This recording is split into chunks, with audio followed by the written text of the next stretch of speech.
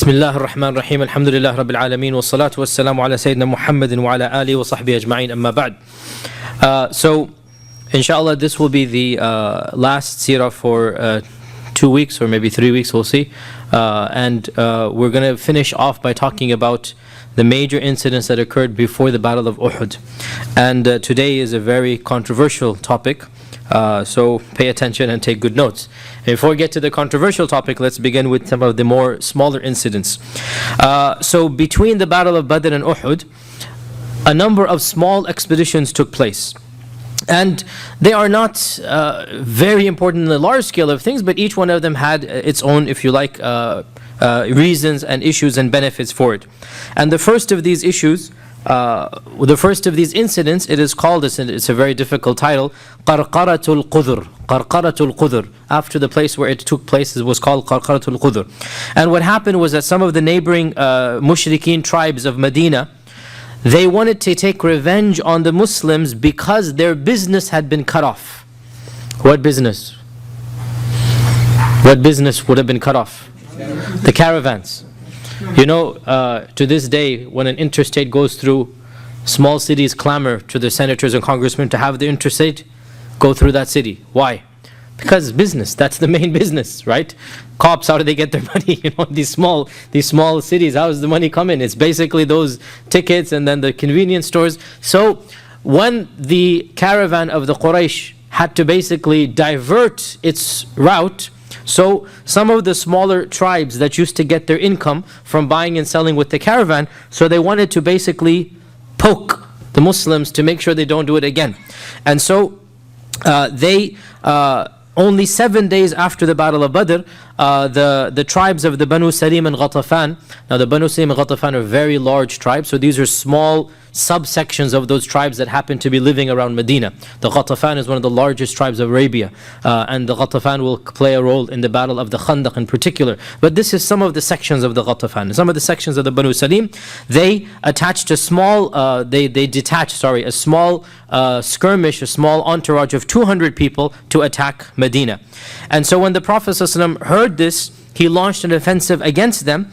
And when they saw the 200 people, when the Muslims saw the army up front, they turned their backs and fled. The pagans turned their backs and fled when they saw the Muslims coming, even though quantity-wise they were more than the Muslims. But when they saw the Muslims coming, they fled, and they left all of their tents and their booty and their belongings, they left it over there.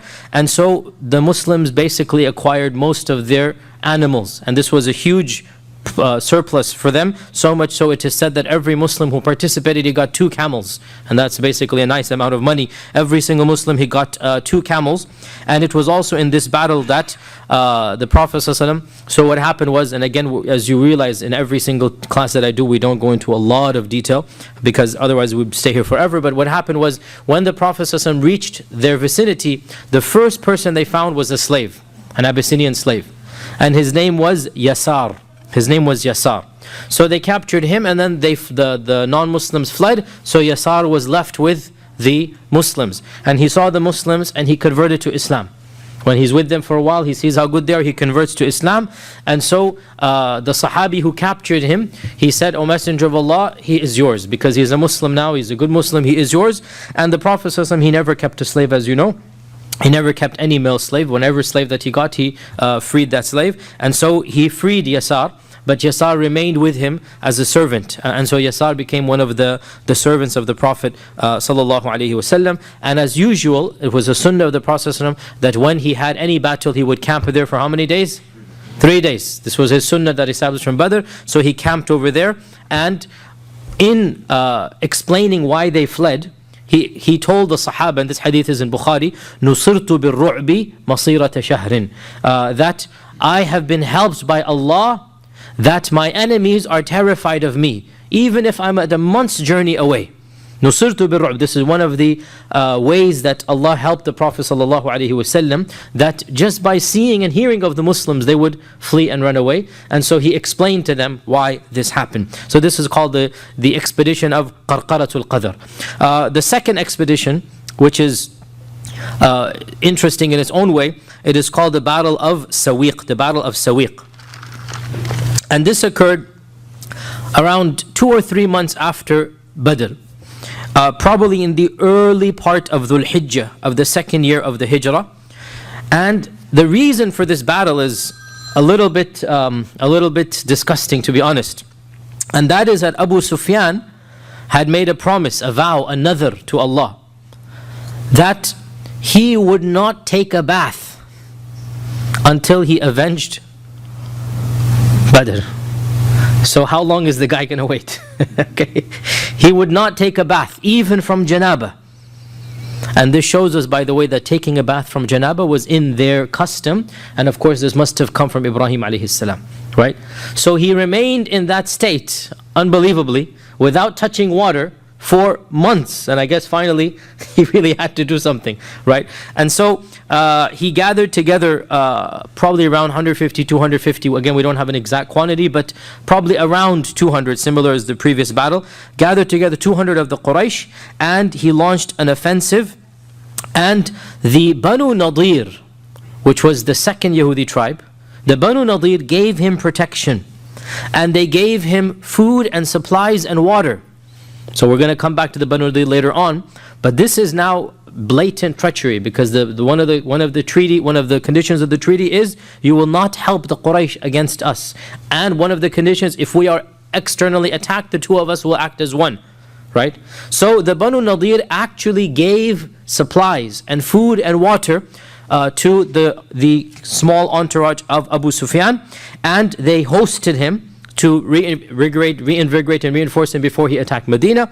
And then Abu Sufyan, with a smaller group, not 200, maybe 20 or so, he launched an offensive into one of the date gardens of Medina, and complete surprise upon the people there, he frightened the women and children. He killed 2 of the Ansar. He burnt down the garden. And when the commotion began to spread, so this is blatant, if you like, terrorism or whatnot. And so when the commotion spreads, the Muslims say Abu Sufyan is here, the Quraysh are here. So a small force gathers, and they start attacking the caravan that the army that Abu Sufyan has come with. And in their rush to once again flee, once again, just like what happened in Qarqaratul Qadr, the Quraysh turn their backs and leave their belongings. And what happened in this particular expedition, why is it called Sawiq? What is Sawiq? Sawiq is dried porridge. It is like their food that they would put on their camels, that they could eat it for a long period of time. You mix barley and milk and butter and honey, and then you dry it. So it's packets of food that this is what they would eat on a long journey. This is sawiq, right? And so they would basically fill their camel, sacks with sawiq, and that is their food if they don't find something else. And of course they have water as well. So when they saw the Muslims coming and they're galloping on their horses and on their camels to get away, in order to lighten the load, they cut off the bags of sawiq. They cut off the bags of sawiq, and that is why the battle is called the Battle of Sawiq. It literally means the battle of porridge. It doesn't sound very interesting, but this is why it's called the Battle of Porridge, the sawiq. That they cut off all of the sawiq, and that's what caused them to basically speed up and flee away. And so the Muslims were able to capture sawiq, a lot of porridge, but they weren't able to harm Abu Sufyan. And Abu Sufyan and his entourage returned, but at least he could now take a bath because he killed 2 of the Ansar, right? So his goal of basically somehow avenging what happened at Badr, even if it's just a thorn prick, he has to do something. So that was what he did, and that is the Battle of Sawiq. Yet another incident that took place is the Sariya of Qarada. The Sariya, and Sariya means the Prophet did not participate. If you remember, I think it's almost been a year now, we differentiated between Ghazawat and Sariyat. And Ghazwa is what the Prophet participated in, so we give it a much higher status. Sariya, there are hundreds of Saraya. And Sariya is any expedition that the Prophet commanded, but he didn't participate in. And this Sariya, because the Prophet did not participate. He did not participate in Sawiq. The next one we said is Sariya of Qarada, which took place a few months before Uhud, most likely in Rabi'ul Awwal of the 3rd year. And this was an important stepping stone to the actual battle of Uhud. So what happened was that the Quraysh when the annual caravan was going to take place for the third year, they had a meeting. What can we do about the caravan? Which route should it take? What are we going to do? Last year, obviously, Badr had shown them they cannot take the standard route. They have to find something else. And so Safwan ibn Umayyah, who had been placed in charge of this year's caravan, unlike Abu Sufyan now, so this is now Safwan ibn Umayyah, this is the same Safwan we talked about last Wednesday, the same Safwan, and he's the son of Umayyah bin Khalaf. Safwan ibn Umayyah gathered together all of the Quraysh, and he said, Muhammad and his companions have blocked our passages. If we take the sea route, close to the ocean, most of them have already given their allegiance to Muhammad ﷺ and they're upon his religion. So what do we do? Pause here. This shows us that Islam was spreading. This shows us that Islam was spreading. That these people have not been attacked, the ones on the coastal line. But Safwan ibn Umayyah is saying most of them are Muslims. And this, now one of the problems is, and I've said this many times, that the biographers of the Prophet ﷺ recorded mainly battles in the Medinan phase. And a wealth of information is simply, you have to extract it. The Medinan Seerah is 90% battles. And sadly, we can't do much about it because these are what our source books say. So this type of sentence just comes in the middle and we actually extract from it much information. And that is that it wasn't just battles, that Islam is spreading. And so much so that Safwan ibn Umayyah is saying that most of the coastal regions are now ala dinihi. Right? So people are converting through da'wah. People are converting through preaching. People are converting through interacting with the Muslims. And so then he goes on and he says, so if we remain here, we will not go on any journey, we're not going to interact with the Syrians, and we will not get any money, and our money will dwindle down to nothing. And our life depends on رحلة الشتاء والصيف. This is our lifeline. We need the two caravans.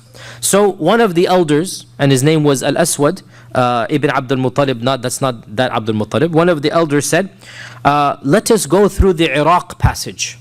So, I mean, I don't have the map, but you all have a vague idea that Mecca is down here, Medina is up above, and generally they would go through Syria straight above. The other alternative route was to go eastwards and go towards what is Yambor, which is the coastal plain, right? Westwards. To go westwards towards the Yambor plain, right? So, it is west. Iraq is east of... So the other option was west, and that's what Safwan said. That Safwan said, we can't go west either, what do we do? Then they said, let's go the really long way, which is literally like semicircle. So then Al-Aswad is saying, let's go the much longer way, up basically eastwards, and then up northeast, and then double back down basically towards the route again to make their way up to Syria. And this shows us, by the way, how desperate they're getting. This shows us that Badr was a huge success in the long run even. Not just the people who were captured and killed, but also in terms of stopping the interference, making sure the Quraysh are feeling the pinch, if you like. So they had to find somebody who knew the route. This is not a common road. They had to find somebody, and they hunted down a person who were able to guide them from this very strange route, which is not a route that they had ever done before. And this was a route that would take them far east of Medina, and then upwards northeast, and then double back towards Syria. And so they decided that we're going to take this route, and they loaded up this caravan with their goods and with silver to go to Syria. And this time the leader was Umayyah ibn Safwan. Safwan ibn Umayyah. Now, so this is basically Badr part 2, right? The caravan, again, this is the second year now after Badr. And Allah subhanahu wa ta'ala had willed that all of this money go directly into the hands of the Muslims. How so? The Prophet sallallahu alaihi wasallam heard of this, even though it was supposed to be top secret, and he sent an expedition against them. How did he hear of it? It is mentioned that one of the people who was in on the secret, so there was a very secret, elite group of Quraysh, one of them was drinking wine with Salit ibn Nu'man. And Salit ibn Nu'man was a Muslim who had remained in Mecca but not told anybody of his conversion. Right? And up until this point in time, wine had not been prohibited, so he's drinking with his drinking buddy. and the drinking buddy is in the elite circle. So he's drinking, and he boasted when he was drunk. He boasted that the Quraysh have a plan that no one will be able to outsmart, and we will basically ridicule the Muslims. We will have the upper hand over the Prophet ﷺ. And he told them, we're going to take this and this route to get to Syria. And as soon as Salit heard this, he immediately sent the message informing the Prophet ﷺ. And the Prophet ﷺ, now this is basically a sitting duck. You have a caravan, you have 100 camels full of booty and silver and whatnot. This is a sitting duck. Even if you have 50 people guarding it, it's a caravan. It's not an army, right? And that's what they had wanted at Badr, by the way. That's what they had wanted at Badr. And so the Prophet ﷺ, of course Allah had willed this is going to happen, right? I mean, this is just too good to be true. If 10, 15 people knew about it, one of them falls drunk and boasts about it. This is Allah's plan. This is how Allah subhanahu wa ta'ala, plans it. And so the Prophet ﷺ heard about this. He sent Zayd ibn Haritha to intercede this caravan, and the entire caravan with all of the camels, and it is said over 50,000 dirhams, which is a fortune even in our times. If we were to have 50,000 dirhams, imagine back then. Plus the leather, plus all of the other goods. Basically the whole caravan, lock, stock and barrel, came into the hands of the Prophet ﷺ and the Muslims. Now pause here. Allah Azza wa Jal had promised the Muslims at Badr that I'll give you one of the two. In fact, Allah gave them both. Think about it. You guys following? وَإِذْ يَعِدُكُمُ اللَّهُ إِحْدَى الطَّائِفَتَيْنِ. Back at Badr, Allah had said, don't worry, you will have one of the two. But Allah is Al-Karim. And when the Muslims got what they didn't want, Allah gave them what they wanted. This was the qadr of Allah, right? So when they didn't get the actual first caravan, khalas, the second one with 0 casualties, by the way. 0 casualties. They got lock, stock and barrel, the entire caravan. And this made the Quraysh so desperate that it led up to Uhud. Because now khalas, they have no way, right? Imagine now, nothing is left. And so there's a level of desperation now that they have to do something, and this is what led to the battle of Uhud. And the battle of Uhud we will discuss when we come back. There is one major incident left which I was dreading to do, but it needs to be done. It is one of the most controversial. It is one of the, this is the Sariya of Qarada. Qarada with a dal, Qarada. And there was no battle per se. Again, 0 casualties, right? You have 100 Muslims coming, and the caravan is protected by just a light protection, because they really did not think that the Prophet would ever figure this out. It's such a desperate move to go from this unknown passage. You have to find a guide who's going to figure this out. But Allah Azza wa Jal wanted to expose them. Nonetheless, let us now get to this controversial issue. What is this controversial issue? It is the issue of Ka'b ibn al-Ashraf. Ka'b ibn al-Ashraf. And the killing of Ka'b ibn al-Ashraf. Right? And this is no doubt one of the most sensitive issues of the seerah, and it deserves some special attention. So who is Ka'b and what's so sensitive about this issue? Ka'b ibn al-Ashraf, he was the son of an Arab father and a Jewish mother. So he has a unique merging. His father was a pure Arab, a pagan. His father was an Arab, and his mother was of the Jews of the Banu Nadir. His father was from the tribe of the Banu Nabhan, which is far away from Medina, but he had committed murder, his father, not him. So he had to flee his own people, or else to get safe. He had to flee his own people, and so he fled, and he was adopted by the Banu Nadir of Yathrib. We're talking about way before Islam, 50, 40 years before Islam. He's adopted by the Banu Nadir, right? And when they adopted him, then they allowed him to marry one of their women. Okay, so he marries one of them, and then from this marriage, Ka'b ibn al-Ashraf is born. And so Ka'b is basically a full Arab and a full Jew, because of course in Judaism the religion is from the mother, right? And so he has lineage, he has basically the nasab of the Arabs, and he also has the religion and the tarbiyah and the nobility that the Banu Nadir has. And he was of the ashraf of the Banu Nadir, which means he was of the leaders of the Banu Nadir. And he was known for many things. Number one, his richness. He was a rich man. He had his own fortress. He lived in his own fortress. Number two, he was known for his handsomeness. He was one of the most handsome people of Yathrib. He was one of the most handsome people of Yathrib, and generally when you have two races mixing together, you get the best of both. This is the sunnah of Allah. So he was known for his handsomeness. And number three, he was known for his shi'r, his poetry. He was a poet. He was a poet. And his animosity to Islam was demonstrated from very early on. Of the earliest was right when the Prophet emigrated and the Qibla was changed. This is way early on, like the second month, third month after the Hijrah, right? When the Qibla is changed. That when the Qibla was changed, it was Ka'b who said, مَا وَلَّاهُمْ عَنْ قِبْلَتِهِمْ. Why would they change their Qibla that they used to have? And Allah says in the Quran, سَيَقُولُ السُّفَهَاءُ مِنَ النَّاسِ. And he quotes Ka'b. This is Ka'b. The second juz, look it up, the first ayah of the second juz, this is Ka'b. سَيَقُولُ السُّفَهَاءُ النَّاسِ مَا وَلَّاهُمْ عَنْ قِبْلَتِهِمْ الَّتِي كَانُوا عَلَيْهَا. This is Ka'b. Right? So he's mocking now. They were praying this way, now they're going to pray this way. What type of religion is this? So very early on we see his mocking this.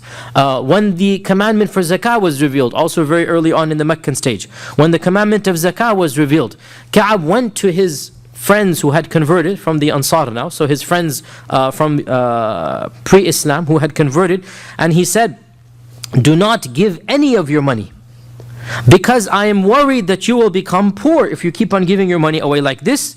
And don't be hasty in getting rid of this wealth, because you don't know what's going to happen to this man. Meaning, maybe the situation will change, will go back to the way it used to be. And at this, Allah subhanahu wa ta'ala revealed in Surah An-Nisa, it is mentioned, الَّذِينَ يَبْخَلُونَ وَيَأْمُرُونَ النَّاسَ بِالْبُخْلِ. Those people who are stingy, and they command others to be stingy. وَيَكْتُمُونَ مَا آتَاهُمُ اللَّهُ مِنْ فَضْلِهِ. And they hide what Allah Azza wa Jal has given of His blessings. So this is a description of Ka'b, that he was stingy in being charitable. He was very rich, by the way, but he was not charitable. And he was commanding others to be stingy as well. And many other small things like this are mentioned. A number of verses in the Quran that talk about certain things that are said. It is Ka'b, and we don't have time to go every one of them. At the Battle of Badr, when the two criers came back, Zayd ibn Haritha and the other crier, when they came back from Badr announcing so-and-so has died, so-and-so has died. When Ka'b heard the news, he said, mockingly, sarcastically, if Muhammad ﷺ has really killed all of these people, then it is better to be inside the earth than outside of it. It's better to be dead than alive. If truly these men are dead, and he added, and these are from the noblest of the Arabs. If he has really killed all of these people, then we might as well be dead. It is better to be dead than alive. And dare I say, he pronounced the verdict against himself. Okay, if that's what you want, you will get it. Right? So he said it's better to be dead than alive, and indeed that is what happened in a while. When the victory of Badr was fully manifested in front of Ka'b, he undertook a secret expedition to Abu Sufyan with a small group of the Banu Nadir. Now the Banu Nadir will be the second tribe that we're going to deal with, right? So keep these points in mind, what is happening now. Firstly, they already helped Abu Sufyan, right? Now another thing is going to happen. That the Ka'b al-Ashraf goes with a small entourage to Abu Sufyan in Mecca, and he forms an alliance with him against the Prophet ﷺ. Now what are the details of this alliance? We have no idea.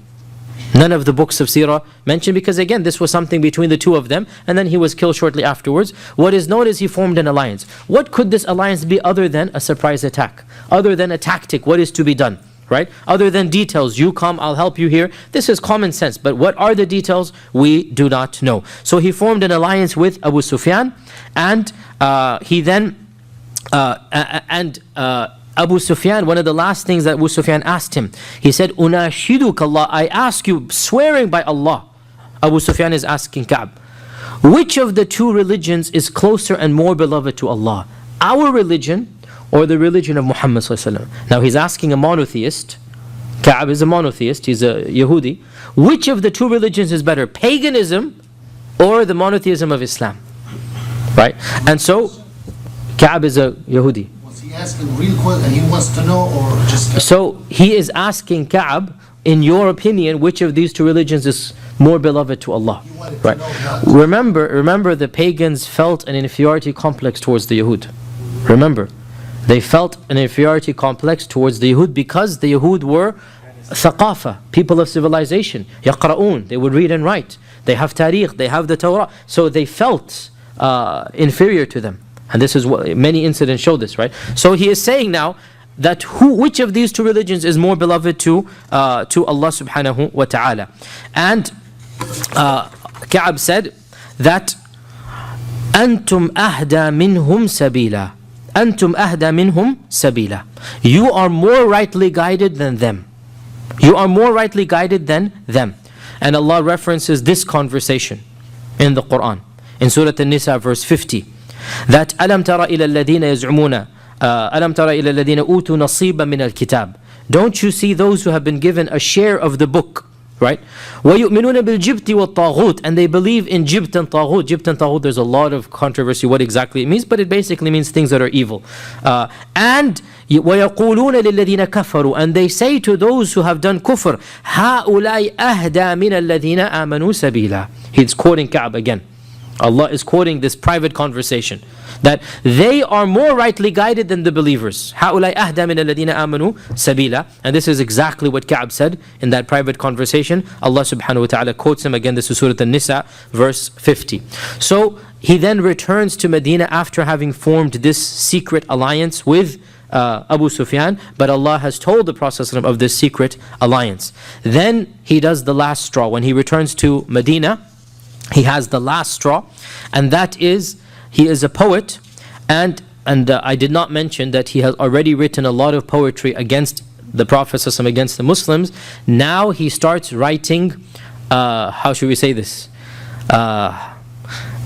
Sensual poetry about Muslim ladies, i.e. basically erotic poetry, to make fun of the Muslim ladies and to entice men to think about them, basically, right? So it's very vivid poetry. You get the point here, that as a satire, as a mockery, he starts describing and talking about specific, by name by the way, specific ladies, Muslim ladies, right?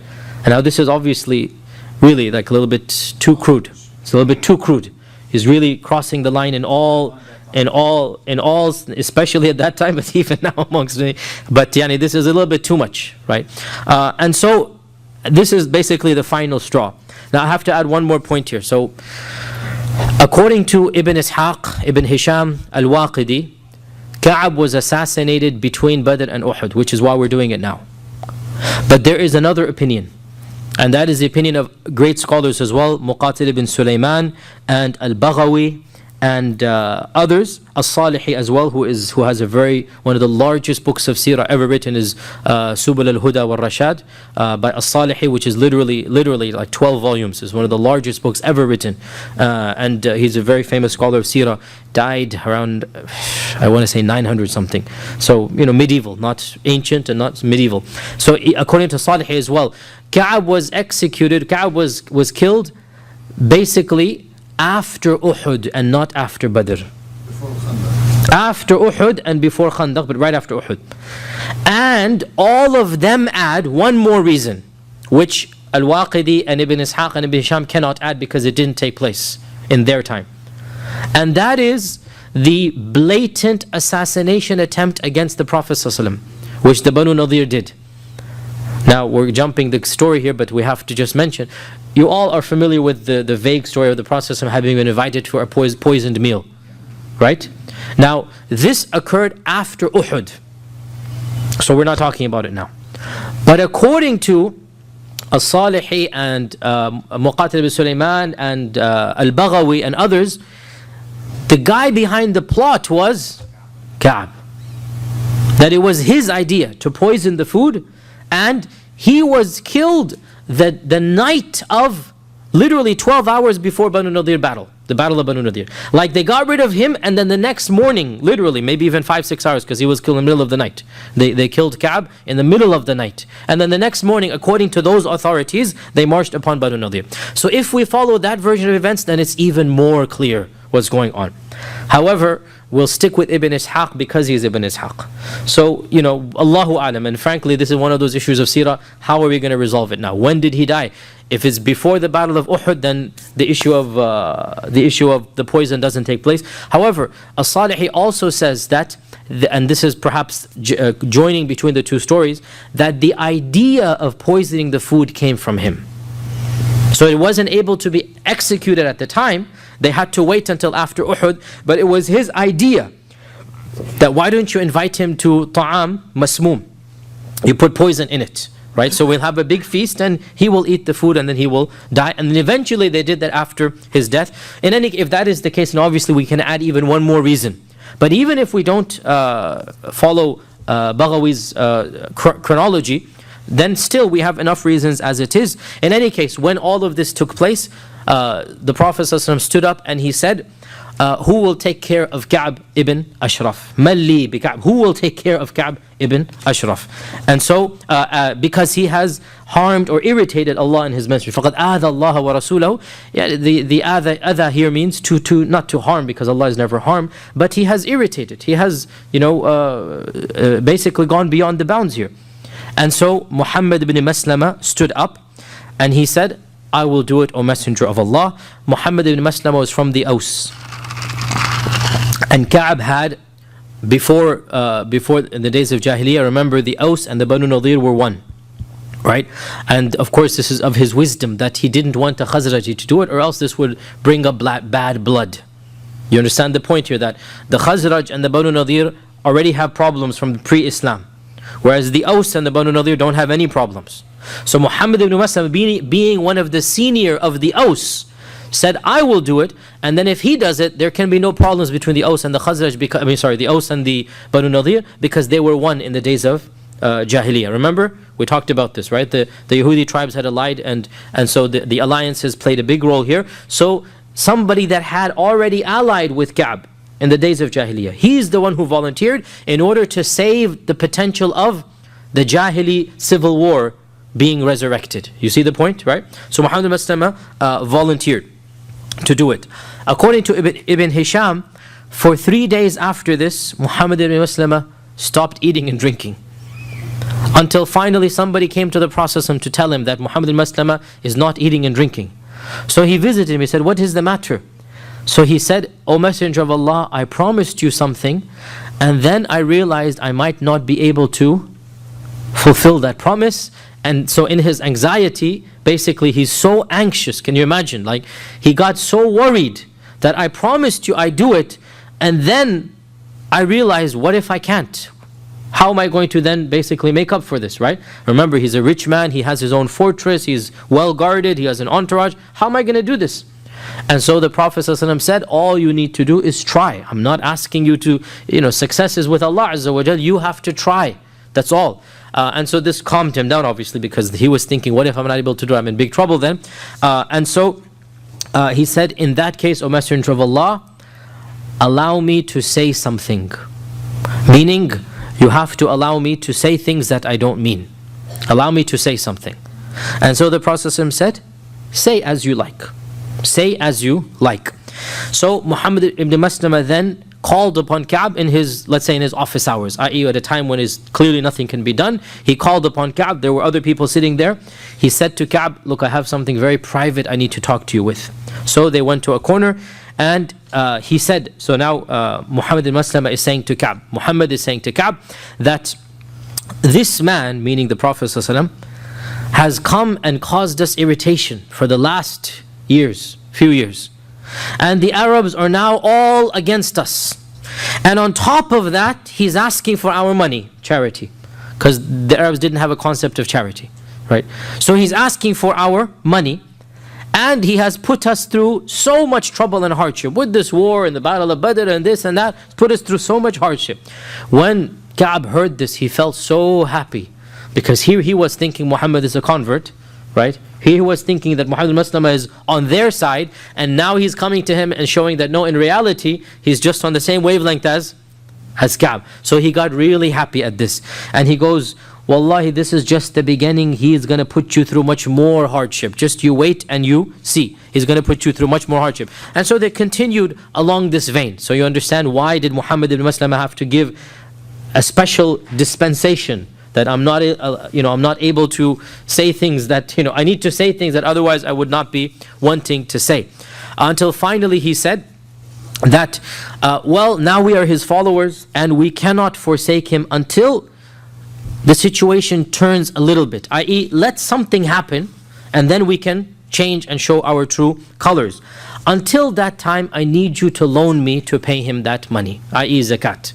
Give me some loan and I will give it to the process and then pay you back. Now, Muhammad ibn Maslama, one of the ways he got rich was by giving money, right? So he's a money lender, if you like. And of course, when you lend money, then you will get more back from it. So this is one of the ways that he got so rich. So he had a system or a routine. And everybody knows that. That's why he's here now. That's why Muhammad ibn Maslama is in Ka'b's office basically asking for a loan. And so the procedure back then, still is to this day, what's your mortgage? Give me a mortgage. So he said, I don't have anything to give. I mean, that's why I'm here. I'm here for the money. I don't have anything to give. So he said, okay, leave your wife in my house. Leave your wife in my house. So he said, by Allah, you are the most handsome of men. So he's praising, buttering him up, right? And he was handsome. You are the most handsome of men. And you expect me to trust a woman in your presence? So he puts it on him that you're so charming and alluring like Yusuf that the women are going to rush to you. You expect me to trust a woman in your presence? I can't do that. So he's flattered. He takes the bait, and then he goes, okay, then leave your sons with me. Khalas, if you're worried about your wife, leave your sons with me. And until you can pay it off in a few days, and you can take your sons back. So he said, my sons? So they will grow up for the rest of their lives and their friends are teasing them that you were the mortgage for some barley, some grain. So you were the mortgage that your father had to give, right? No, I can't have, this is a permanent dishonor. I can't give you my sons. So he said, what then? You need to give me some mortgage. So he said, what if I bring you weapons? My weapons. You see where he's heading with this? Right.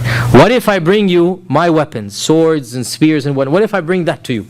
And we need these weapons now because of all of these wars going on. So I'm desperate to get them back. So this is a very urgent mortgage that you will possess. So he said, great idea. Okay, bring your weapons. And of course you understand the tactic here, that he'll show up armed to the hilt and there's no suspicion, right? This is, you have to say, there's a little bit of genius here, right? Now, a little bit of gray area, what exactly happened, but it seems that 2 or 3 of the other Sahaba, along with Muhammad ibn Maslama, had basically also gotten mortgages from Ka'b along the similar lines. Right, that once the idea of weapons came up, so then 2 or 3 others, Silkan ibn Salama, Abu Na'ila are mentioned here, that they came and they basically said, look, you gave him money for weapons, let's do the same. We also need the money and we'll give you our weapons as well. And so he agreed to all of this because obviously he's going to get back much more, as you understand how money exchanging works. And therefore Abu Na'ila set a particular time. He goes, look, we have to do this in secret because we don't want anybody to see us. So let's come at such and such a time at night. We will come and we will basically give all of this to you. You can give us the money and we'll be on our way. So according to Al-Waqidi, this took place on the 14th of Rabi' al-Awwal in the 3rd year of the Hijrah. And that's why, because he has a date, it seems he knows more than what Al-Baghawi knows. So to be fair, it seems the stronger position is that of Al-Waqidi and Ibn Ishaq and Ibn Hisham. And in any case, they are the more authoritative in the seerah than the others whom we mentioned. And so, to be academically fair, it seems closer to the truth that Ka'b was killed between Badr and Uhud. Okay, this seems to be more authentic because the bigger authorities are mentioning this. Nonetheless, you should be aware that there is another interpretation. And if that is true, then it's even easier. But even if it's not true, we have enough to justify this for that time. So they agreed to come on the 14th of Rabi al-Awwal, and it was a full moon. It was a full moon. The books of Sirah mentioned that there was no clouds in the sky. It was a full moon, and the Prophet ﷺ walked with them to Baqi' al-Gharqad. And at the very end he said, may Allah help you in your mission. So he blessed them basically. May Allah help you in your mission. And they then went to his castle, which was a fortress, which was on the outskirts of the city. And they called out to him from below to come on outside. And it is said that he had just married another wife. So he is now a newlywed with another lady. And he was lying with her when he heard the voice. So he stood up to go, and she held on to him. And she said, where are you going at this time? So he said, oh, this is Abu Na'ila and Muhammad al-Maslama. They have come to give me some of their goods. So she held on and she said, this is not right. Why are they coming at this time? And then she said, and we're going to come back to this phrase, you are a man at war, and I'm worried for you. We're going to come back to this phrase. You are a man at war, and I'm worried for you. What you are doing at this time. So he said, no, Abu Na'ila is my foster brother. So this shows us that one of the people that had basically joined Muhammad ibn Maslama was the foster brother, which means the same lady suckled him and Abu Na'ila. Right? Abu Na'ila is my foster brother, and Muhammad ibn Maslama, I know him from pre-Islam basically. That's why Muhammad ibn Maslama volunteered. I know him from pre-Islam, I trust him basically. So he basically dragged himself off of her, and he went down, and Muhammad ibn Maslam had already told them what he was going to do, and that is that he will, through some ruse or tactic, hold on to his head and have him in an arm grip, and then the others will do the deed. Right? Now, they knew that he was going to be armed because he was always heavily armed. He was a strong man. He had one of the most expensive armors because that's what they were known for, to build armors, to buy armor. So that he has wearing his personal armory as well. So they come down, and it is a beautiful night. The moon is shining, full moon, and they began talking and just gossiping and whatnot, as was the way in the days of Jahiliyyah. And then Abu Na'ila said, I smell the nicest perfume coming from you. I smell the sweetest, and where is this from? So he answered, yes, I have with me a young lady who is the most scented of all of the women of Arabia. Now the Arabs prize their scents, they love their musk, and she's with me in bed basically. This is where that smell is coming from. So he said, allow me to smell it. It smells so good, allow me to smell it. So he came closer, he said, smell it, right? So then he said, oh, it's coming from your hair, please let me smell it. So he lowered his hair so that he can smell it, and so he held on to him, and then the others basically did the deed. But it wasn't easy.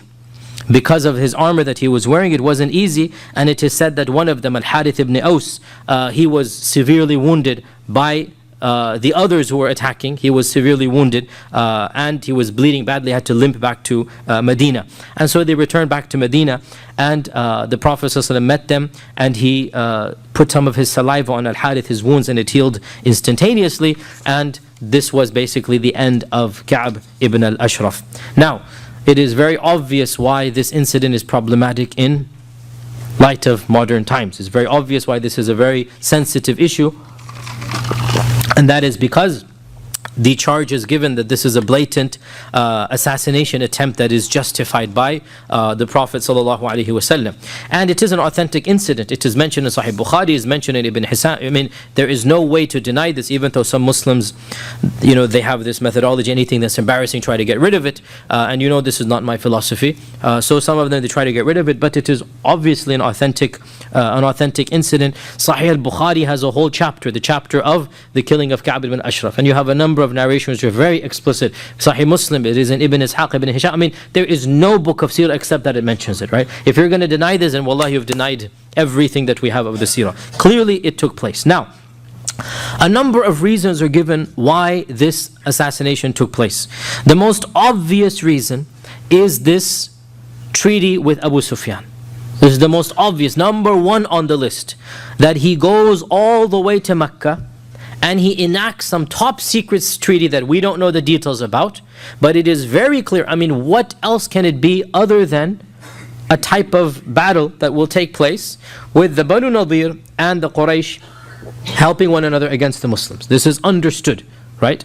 So a time, a place, weapons, whatnot, all of this has been agreed and discussed. So it's very clear that this is a threat to the community. Another issue that is mentioned is the verses, or there's the poetry against the women, the Muslim ladies. Another reason that is mentioned is if you want to follow Al-Baghawi's chronology, then of course we have the number one reason would be the direct attempt at assassinating the Prophet sallallahu alaihi wasallam. And frankly, I mean, here is one of those issues that, of course, the reasons are very solid, by the way. So these reasons are very solid. I mean, apart from Baghawi's one, which is an issue of chronology, the Abu Sufyan treaty is very clear that this is a man who needs to be taken care of for his political danger to Islam and to the Muslims. The problem comes not that he wasn't a criminal, but in the manner of getting rid of him, right? And that is basically an execution or an assassination. Not that he wasn't guilty, but that in our time, in our place, technically, we would put him on trial and then pronounce a verdict and then maybe execute. Okay, if that's the thing, right? So this is really the main, if you like, charge that is laid, and that is the charge of assassination. Now, frankly, here is one of those points where I think one of our problems is we are judging the political situation in the time of the Prophet ﷺ as if it is in our time. And we're judging him with our own laws and customs and trying to retroactively look at the seerah in light of modern laws. Frankly, those were different societies, those were different times, and the people who lived in those societies, they understood the dynamics of that society. And that is why we go back to that interesting phrase of his wife, when she told him that you are a man at war, even though he himself did not participate in a battle up until that point against the Muslims, right? But she, and she's a woman, understood that what my husband is doing, you're declaring war, and you are not safe. And she understood this, because the customs of the time, the political landscape at that time was very different than our landscape. And the laws at that time were very different. And therefore, in my humble opinion, I don't feel the need to try to justify in light of our laws. That's something that they did, and they understood it, and it was understood for that point in time. The fact that in our time it might not be done, okay, so be it. If we had a theoretical modern Islamic state, and the laws were different, it is not wajib to follow those types of laws in our times. It's not at all wajib. We can have our own system of laws. And if we have a different system than those systems, there's no problem in that at all. But the main point here, at that time, the Prophet ﷺ is basically the government of Islam. And his decree is political and religious and legal all in one. And therefore he is the judge, and he is the ruler. And therefore it is legal for him to do this in this manner. He didn't do this in Mecca when he doesn't have any authority, political authority. He didn't do it in Mecca. Hold on, we're getting there, as usual. He didn't do it in Mecca when he didn't have any political authority.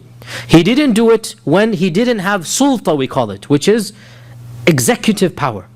Rather, he did it when he himself now has actual political power. And therefore, frankly, I don't see the need to quote-unquote defend this action. This is what it is. And we don't need to try to sugarcoat it. It is what it is. He did it, and in that time and place, completely justified. Do we have to recreate that type of if you like, tactic in our time? It is up to the Islamic government. Theoretically, if they want to decide this, there is no Islamic government. If there is one, it is up to them to decide what laws to run. And what is clear, and this is the main point here, is that the reason he has been killed is not because he rejected Islam. You can be a kafir. It's not even because he ridiculed the Prophet ﷺ personally. It is because of his political actions. And then frankly, there is that line of we do have, and it is very true, and it is a part of our Islamic culture, to have an extra respect, and in Arabic is ghiyara, which is, there is no English term. I've thought about this a lot. There is no English term for ghiyara. No, ghiyara is a very specific term. It's a positive jealousy or whatnot, or an honor that you have for those who are defenseless and you. So basically, the issue of Ka'b ibn al-Ashraf, in my humble opinion, there's no need to become apologetic. It's very clear that what the Prophet ﷺ did was completely understood, expected, and legal for his time and place. And as for our time and place, it's something that we can, the Islamic State can decide what to do. And then we also have to add here, very frankly, in light of recent developments where our own country and government has now opened this door of targeted assassinations and of killing its own citizens, knowing it's killing them, right? And of sending drones against even 16-year-old kids now. We have to be very frank here. Nobody who agrees with this tactic can find any problem with the story of Ka'b. Let's just silence that immediately. You cannot have your cake and eat it as well, right? You cannot be a kettle calling the potter. It's just not going to happen. You cannot agree to this tactic, which is, by the way, much worse for many reasons which we won't get into now, but it is much worse, right? To send a drone bomb onto a 16-year-old kid, and then not one squeak is raised. And not just this, but everybody that they have killed more than their own citizens. This is now open policy, right? And it is now constitutional and legal. As of yet, it has not been challenged in any court, and no court has been able to take it. So this is now, what is happening is 10 or 100 times worse than what happened back then. And anybody who then agrees with this cannot have any problem with that. Nonetheless, I don't feel the need to try to justify or defend. I think it is what it is, that the Prophet ﷺ saw the threat that Ka'b was, and in fact, it showed us as well, and Ibn Ishaq mentions this, that with the killing of Ka'b, the other Yahud, they were inflicted with a fear. They understood what's going on, the dynamics, and many of them did not leave their fortresses for days after that, right? And there is a message being sent. And frankly, if you look at the Prophet's relationship with the Yahud, it does get stricter over time, and this is what you expect. That if this is not going to work, then how about this? If this is not going to work, then how about that, right? It's getting stricter because they themselves are getting more blatant, right? You have the Banu Qaynuqa threatening him directly to his face. You didn't fight men. Remember this last week. You didn't fight men. You fought a bunch of cowards. If you had fought real men, you would have seen what would have happened. Can you believe you're telling this to your leader, right? And then you have over here the Banu Nadir, already now helping Abu Sufyan out, by the way, right? Now, I tried my best to find out, did they help Abu Sufyan in this expedition of Qarqaratul Qadr or not? Did Ka'b in particular help? Because it says the Banu Nadir helped Abu Sufyan, right? I tried my best to look every single book up today, and nothing is mentioned who from the Banu Nadir helped.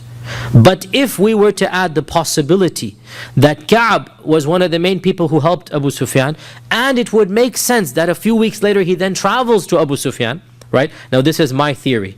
Take it or leave it, and we'll never know fully. But it makes sense to me to add 1 and 1 to get 2, which is a few weeks after Abu Sufyan attacks Medina, Ka'b goes all the way to Abu Sufyan. So I have a theory, and it's just a theory, we're never going to know. Maybe it was Ka'b himself who helped Abu Sufyan in that attack on Medina, right? And if this is the case, then even more, because what does the book of Sirah say? The Banu Nadir helped him. And Ka'b is of the Ashraf of Banu Nadir. So frankly, there's just too much of a gray area, if you like, to put all of this together.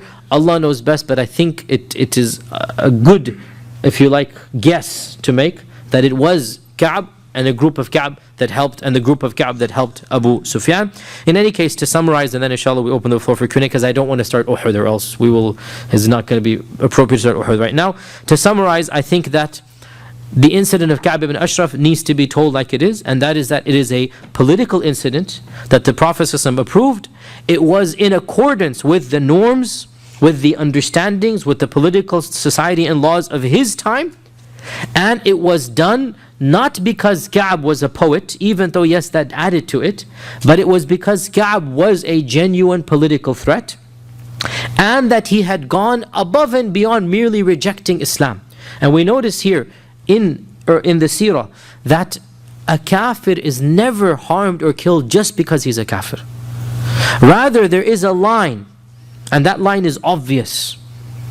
You start describing women, then in Muslim women, you start telling men to visit them. That's what the poetry is there. You can read it, like literally. It's like I don't want to mention this, but you get the point here. Like he's literally saying things. There's a line, you just don't cross it. And for him to go to this level, he knows what he's getting involved with, right?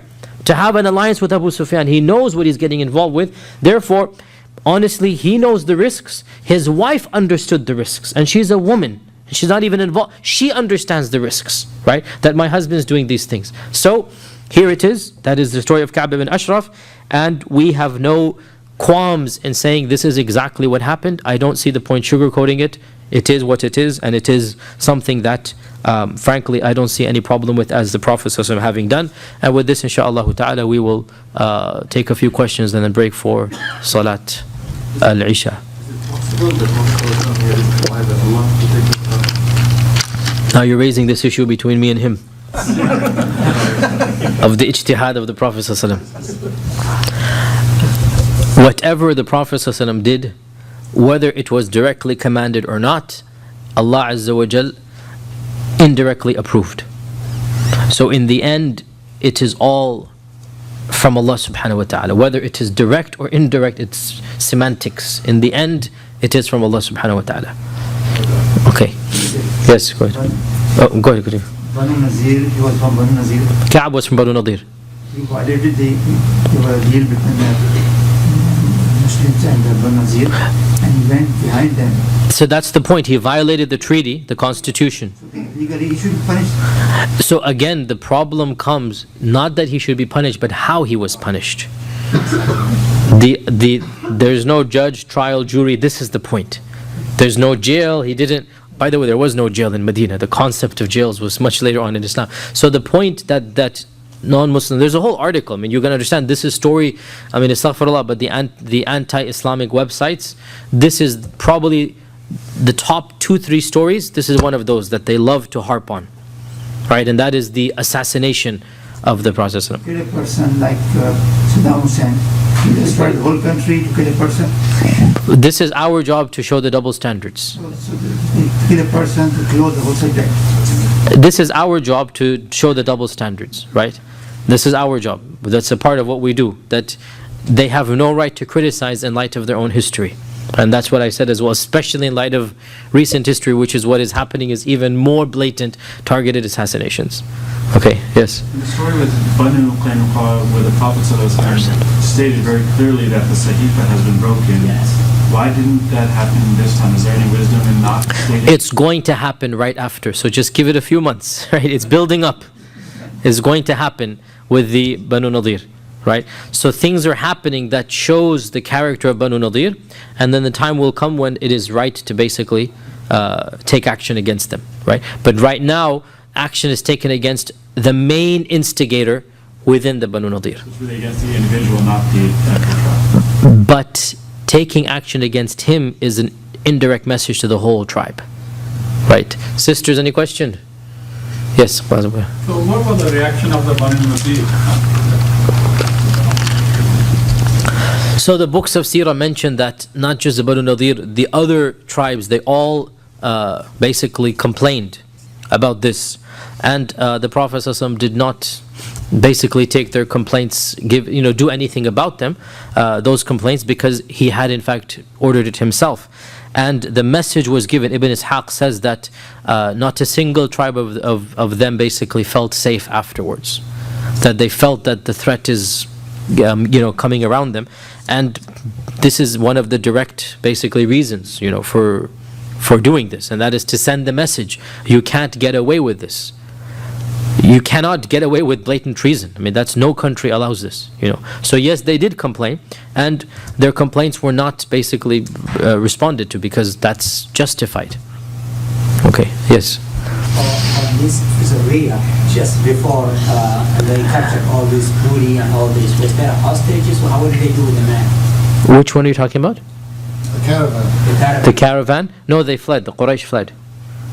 There were no prisoners of war, and there were no casualties. No blood was shed. And this is the whole beauty, that Allah gifted them this entire ghanima without a drop of blood.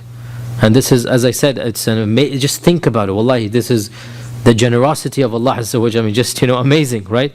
They get all of this, and then on top of that, they get that as well. Without even, they didn't realize it, even at the time. And Allah Azza wa Jalla gave it to them without a drop of blood being shed. So literally, just this wealth of the Quraysh just comes in. And remember this point, because put yourself, basically from their perspective. How desperate are you going to be now? You can't go the main route. You can't go the alternative route. The only other route, khalas, that's also taken out, right? You are cutting off the oxygen. And they're desperate now. And this is what was exactly the intent of the Prophet ﷺ, right? Yes? One more question. So when Ka'b was killed, he had bodyguards. He didn't take, that's why they came at night. But he had no bodyguard? No, there was nobody. Nobody came. Because that's the point. They came late at night because they themselves don't want the people to know that they're getting money and putting the stuff there. And so they set the time with him, the appointment time. They said, we'll come at night, on the 14th basically. And so it was completely empty. It was desolate. He came alone. His wife was begging him to come. He came alone. So this was the whole point of having convinced him that they genuinely want to give him this to get more money and whatnot. So he fell for it basically. Yes. Go ahead. Question of trial before execution. This is the third year of Hijrah. Had it been say 8, 9, 10, the political authority of Islam is not established yet. If you look at any other historical event, General George Washington fighting for independence, constitution having said, there is a war situation. The authority is not settled, so could we not use that as a reason? But the reason we don't have everything established in Madinah. The enemies are all around. You are being This is a good point, and that is that what Dr. Zaman is saying is that at this point in time, there is no established law and order. Still, there's a lot of threats internally and externally. And if you look at any revolution, even the American Revolution, George Washington, when he was fighting the British and others, every revolution that takes place, it's not a clean thing. Any type of, look around what's happening these days, in our own Arab Springs, what's happening, it's a chaos and confusion. Yes, this can also be said. That this is a good point, that there is no system up and running yet, and that the system is still being established. Yes, this is a good point. Allah knows best. Final question before...